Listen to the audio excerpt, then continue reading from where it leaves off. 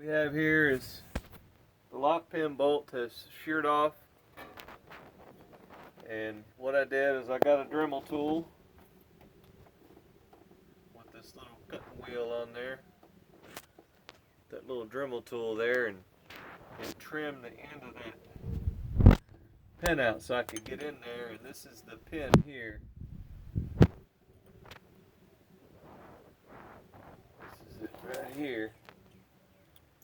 That's it right there. And you just get it enough so you can get to that little guy and just push him out the hole. He comes out through this hole right here. Get me a magnet. Get me a magnet and pop him out the rest of the way. It's cockeyed a little bit, I guess, so. But anyway, that's how you get it out without buying that $50 tool and that drill bit and all that business.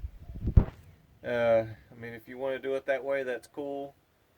You know, you get something with a really long drill bit, and I've got a couple of pretty long ones, but they're not 14 inches long, so I mean, you're going to have to get it out long enough to get your drill way out here.